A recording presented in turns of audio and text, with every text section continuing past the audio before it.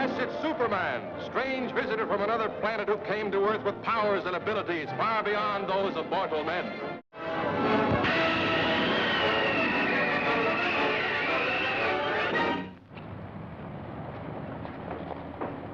Jimmy, are you all right? Yeah, I guess so. My legs are a little weak, that's all. That was a close one. And if it hadn't been for Superman, why... How is it you always manage to show up at the right time? That's my job, Miss Lane. Easy, miss. I've got you. You've got me! Who's got you? To my way of thinking, he's always been a human being. It's just that it took people a while to catch on to that, because they're used to Superman as a kind of a B-picture action hero who you wheel him into place and he does something with his muscles. And what I've always tried to play is that he's actually a kind of a gentleman who's out of romantic comedy. I guess I must have fainted. Fainted? You fainted? Sorry.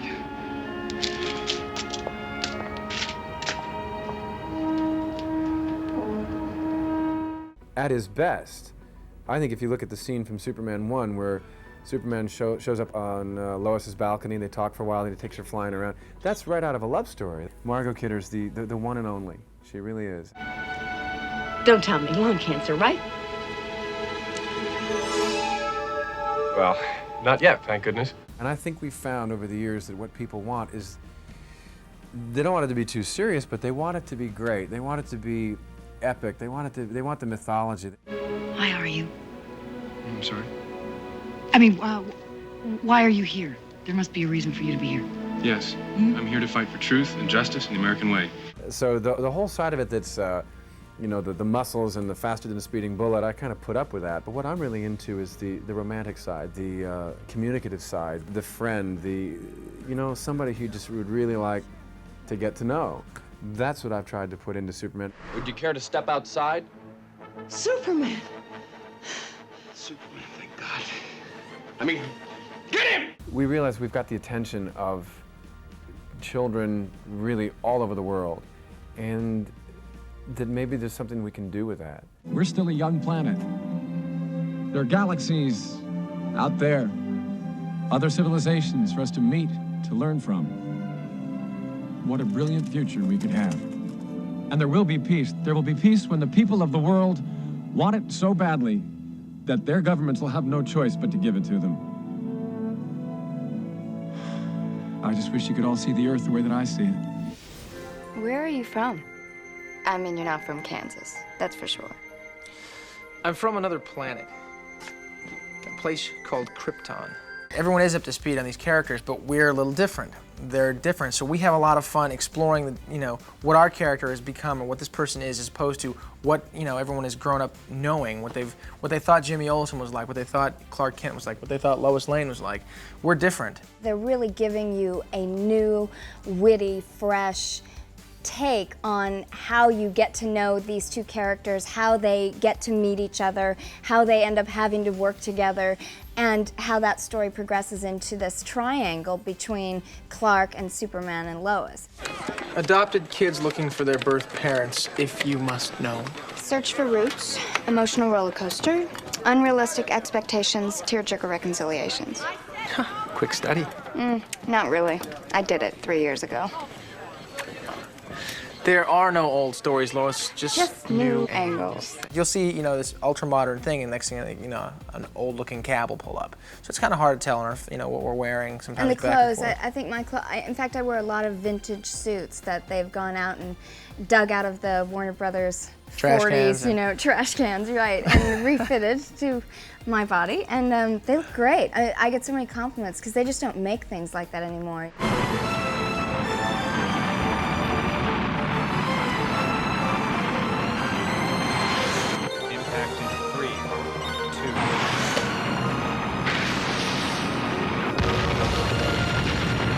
We're trying to go for the timeless feel. I mean, we say it's 1 second into the future, but it's timeless. I think the whole thing is just sort of escapism. It's fantasy, you know. We take things. I mean, the issues we deal with, the things that go on, are just a little bit larger than life, and it's a lot of fun. I mean, it's a classic romance. That's a promise, Lois. You know my name, but I don't know yours. Superman seems to have caught on. I'll see you guys in class. Bye. Give him 10 seconds. 5. 1, 2, 3, 4, 5. Statistical fact. Clark Kent can't get within 5 feet of Lana Lang without turning into a total freak show. Hi, I'm Tom Welling, and I play Clark Kent in Smallville, which is about Clark Kent in high school, dealing with all the stuff you can imagine a high school teenager to deal with, along with having powers that he doesn't necessarily understand. Normal? How about this? Is this normal?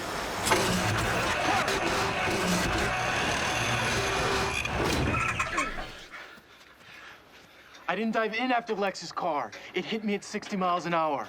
Does that sound normal to you?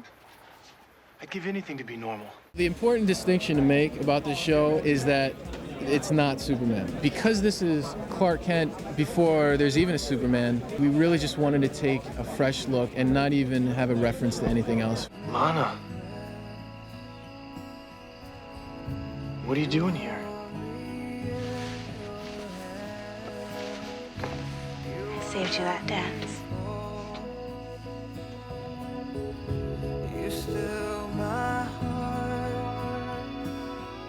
You can't ask for any more.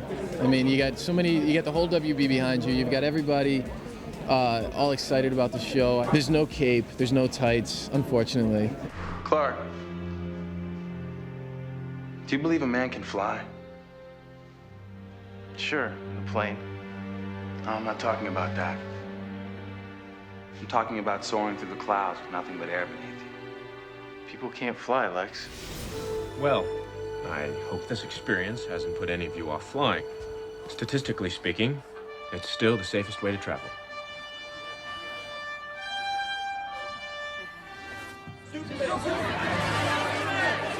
Have you been working out for Superman? Is that what's going on? Well, I was, yeah, certainly. I worked out for a year straight.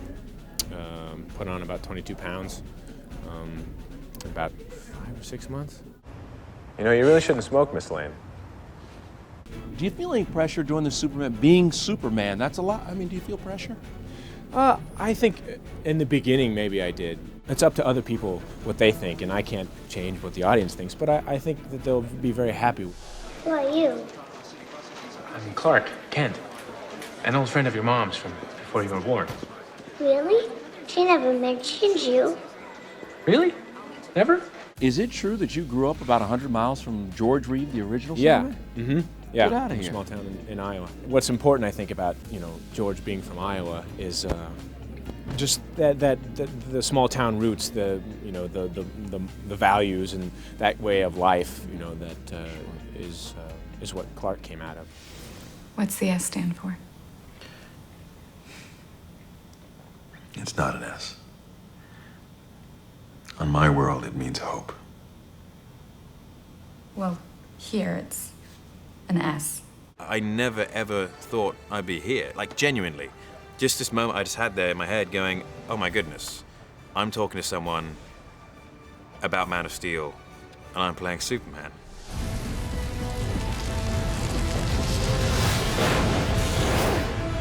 I just got a phone call from Zack, and it was one of those kind of crazy, surreal moments afterwards where I wasn't prepared for it. Well, one, it was, okay, did that really just happen? And it wasn't like leaping up and down for joy at first, it was just trying to process. I was prepared for no, because that's what I ever got for the big jobs in the past. And that's what I knew I could deal with. I wasn't prepared for yes. Let's put our cards on the table here, General. You're scared of me because you can't control me. You don't, and you never will. But that doesn't mean I'm your enemy.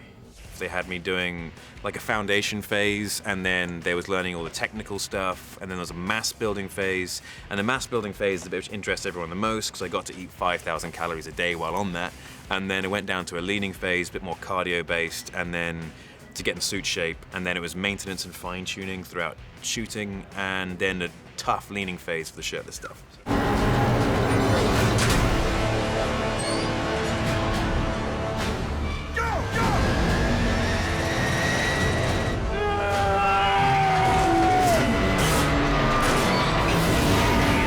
everyone in the cast was an exceptional actor. And the chance to work with those kind of people, it makes my job that much easier. Because instead of pretending someone's doing something, or you're pretending that you're feeling something for someone, they create this energy and this persona which you genuinely do feel that. And it made it special. It made it a lot easier for me. We wanted you to learn what it meant to be human first. So that one day, when the time was right, you could be the bridge between two peoples. Look. Lois, you can save her, Cal. You can save all of them. Next time they shine your light in the sky, don't go to it. The bat is dead. Bury it. Consider this mercy. Tell me.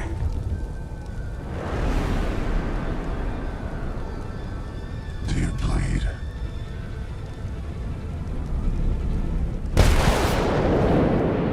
What was it like getting back into costume and the design and making sure the costume felt like Superman? You know, it's tough to describe, really, because you don't know it until you've done it.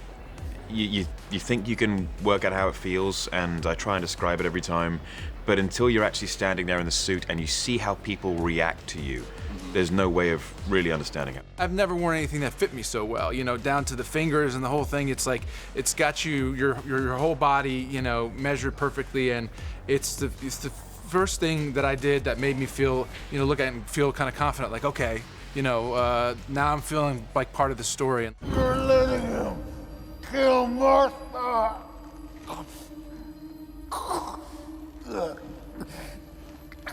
What does that mean?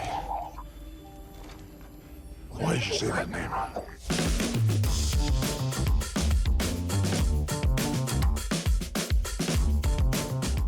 You know, people walk by stars all the time in Hollywood, but it was interesting that nobody was paying attention. People are always, you know, making fun of Clark Kent's disguise. The truth is, hiding in plain sight is a very viable tactic, and I wanted to prove it. And so I went to Times Square, wore a Superman t-shirt, and took a bunch of photos underneath the BVS wraparound poster, and got away with it. I got asked for directions once, and I got asked to stop taking photos by someone in a coffee shop. I've killed things from other worlds before. She with you? I thought she was with you. We do need these kind of characters because they provide a perfect example of what to do and how to be and how to behave through one perspective or another. And so they're wonderful characters to compare ourselves against and to compare the actions of others against. Yes, Mr. White. Yes, I will have my article on your desk, lickety-split. Yes, sir. I know that no one says lickety-split anymore. Although you do still say Great Caesar's Ghost, which is a bit of a throwback. This is one of those strange, very, very amazing situations where I was lucky enough that I had a meeting with Greg Berlanti and Andrew Kreisberg. I didn't know exactly what it was for. I was told it was for Supergirl, but nothing in detail. And it wasn't until about 30 minutes into the meeting that they brought up that they were introducing Superman in the show, and is that something I'd be interested in talking about? I said, yeah. Need a hand? Hey, cuz. It's good to see you. This looks like a job for the both of us. Absolutely. No one in the world knows where they come from or really who they are the way the two of them do. I think it's a great thing to be able to introduce that in the first couple episodes this season, and yeah, it's such a great cast there, great people, great actors, and so it was really fun to be able to jump right into it, and you know, they made me feel at home right away, which made it much easier, and I think it works pretty seamlessly in my opinion. So hopefully everybody thinks the same.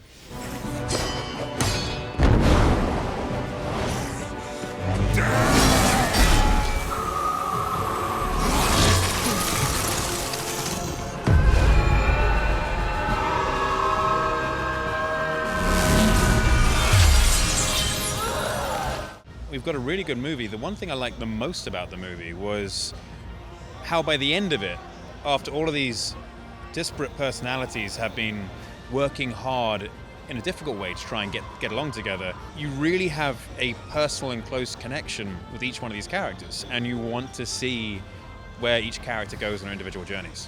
Which coast? You know, I've never seen the Pacific, which is that way, because the sun and it's...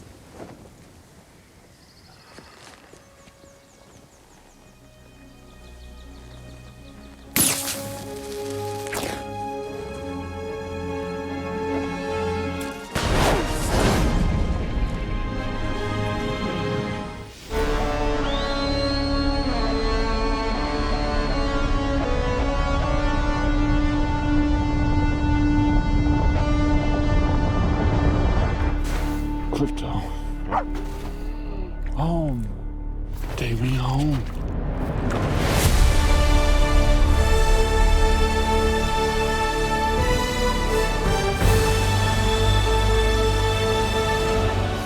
I always felt skinny, and I always felt like I couldn't like fill out a t-shirt. So every like, I don't know, 2-3 years, I would jump up 5 pounds, and like, you know, then I was like, oh, it's easy to be 170, and like, oh, now I can be 175. And then I plateaued around 190, and I thought I was like, I thought I'd be happy at 190, and I wasn't. So getting to bulk up for Superman was I was looking for an excuse to like really throw on some weight.